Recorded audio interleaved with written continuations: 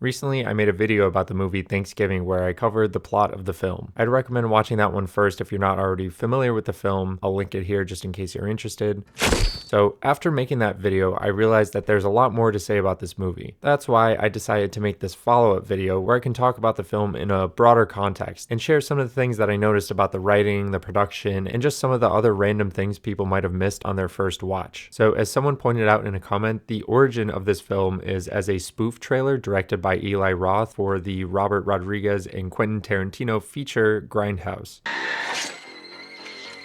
Thanksgiving. That was back in 2007, and the trailer is pretty funny. It's a Thanksgiving-themed slasher flick with over-the-top violence, including 3 people getting decapitated. People ended up really liking that trailer, and so Eli Roth started writing the script for the feature film. It seems like he worked on it on and off for years trying to get it right so that it would live up to the trailer. 16 years later, in 2023, Thanksgiving was finally released, and honestly, the amount of time that went into the script was totally worth it. There are hardly any wasted lines in this script. Almost every scene and line of dialogue ends up being relevant, so it's super rewarding for people who pay close attention. One thing I liked is that the film is full of these moments where you're given information that doesn't seem relevant, and then later, as the plot unfolds, you realize that there was a reason. They're just these little details that are threaded through the story to give you hints about what's to come. And while some of them may seem insignificant, they all add up to make the story feel richer. So I wanted to cover all the instances of this that I noticed because they really enhanced my appreciation for the film.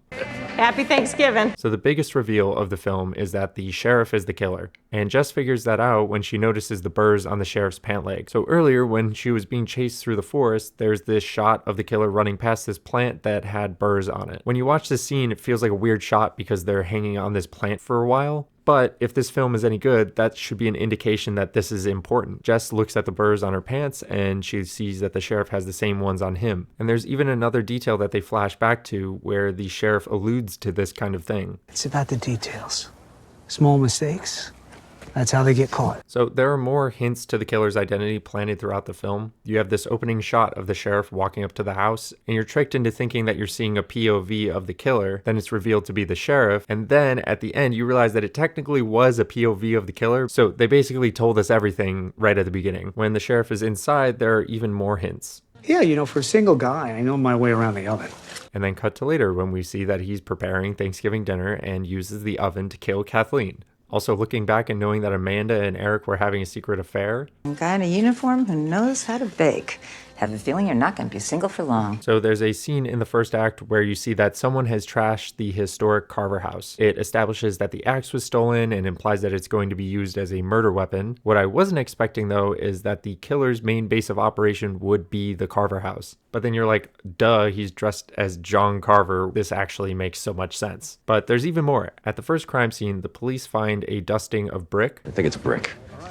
Or pieces of brick. And this makes them believe that the killer is operating out of the historic district that matches the brick type. So when Carver starts live streaming the dinner, they send everybody to that part of town. But they were misled on purpose. And ironically, while driving there, there's even this shot of them passing the Carver house. So the cops end up in the wrong place because they were following this clue of red brick, which, damn it, it's a red herring. Another detail that's kind of subtle is during the Black Friday sequence, there's a joke with the security guards when Doug offers Manny some Xanax when they're stressed out about trying to control the crowd. Xanax? No, you got a fire hose? Then later, Jess ends up getting suspicious of Ryan because he's shown on the security cameras hanging out with Doug when he had previously mentioned nothing about their relationship. But when Bobby accuses Ryan, we find out that Ryan was actually there meeting Doug because he needed a hookup for Adderall. Earlier, we actually saw Ryan's roommate popping Adderall while studying, and we know because of the Xanax joke that Doug has access to prescription pills. So all of these clues were there, so when we find out about Ryan's alibi, it all checks out. Another one I found interesting is that during the Thanksgiving parade, Carver cuts the head off of this turkey mascot. So both I and some folks who watched my video felt bad for this turkey mascot because we thought he hadn't done anything wrong. But if you look back at the scene in the sheriff's office, Jess actually identifies this kid, Lionel, as one of the main people involved in the Black Friday riot.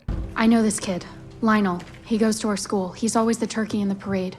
and so it actually does make sense that John Carver cuts his head off. In picking apart this movie, I was interested to see where they might have goofed. So there's this part where Bobby gets framed as John Carver, but I was not super willing to believe that because I thought that Bobby wasn't tall enough. Turns out the actor who plays Bobby is 5'9", and Patrick Dempsey, who plays the sheriff, is also 5'9". But I also thought it was funny because the actress who plays Jess is just shy of 6 feet tall. So I imagine that they might have had to do some clever camera angle work in order to keep their leading men from seeming too short. During the first diner scene, Jess and her friends are approached by Jacob about the McCarty party. This is the first time that we hear about McCarty, and I think they did a great job of weaving this minor character into the story. At first, we only hear about him and his party. Then, later on at the school, we actually meet McCarty when he rolls up and mentions both the party You guys should come. You're a It's the creep. only place in town you won't get killed. and the fact that his dad sells guns. Then we see him again for comic relief when he fires off this blunderbuss. And then we actually get to see the party that we've heard about several times when Jess and Scuba show up to buy a gun. Then, kind of the last but most important piece of the McCarty arc is when he gives Jess his dad's ring before the parade. This fits with his character because earlier he offered her a belt with a hidden knife in the buckle, and now he gives her this ring, which ends up being very useful later because it has a blade which Jess uses to cut her restraints and escape from the dinner. By the way, I mentioned McCarty firing off the blunderbuss. This scene is funny, but they also use it as an opportunity to introduce the fact that Jess knows how to load and fire a blunderbuss, which she mistakenly refers to as a musket. First commercial my dad made me do.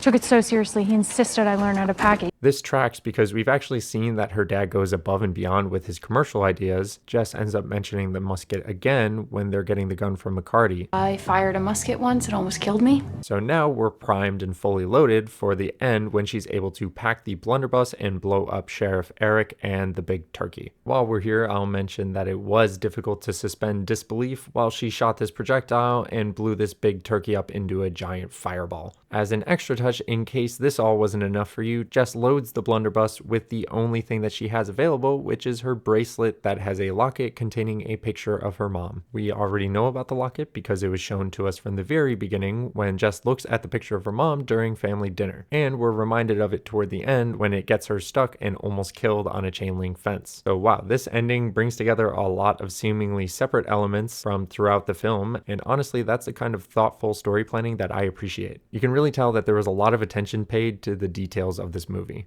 I mean, look at all of these examples. They mention the rivalry with Hanover. Evan says in the car that he punched a dude from Hanover. We see the guy from Hanover. Sure enough, he has a black eye. Later, that guy gets killed and the football game is canceled, which serves to drive the plot forward. During the party scene, McCarty warns Scuba to keep the safety on his gun. Sure enough, when the time comes to use the gun, Scuba forgot to turn the safety off. Jacob writes an essay for Evan and says She couldn't have written it better herself. turns out the essay was taken from the teacher's blog. The sheriff says, Well, I'm sure you'll make an excellent dinner, Kathleen.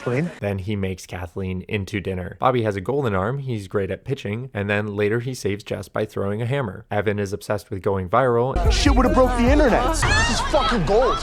Then Carver feeds his own lines back to him before killing him.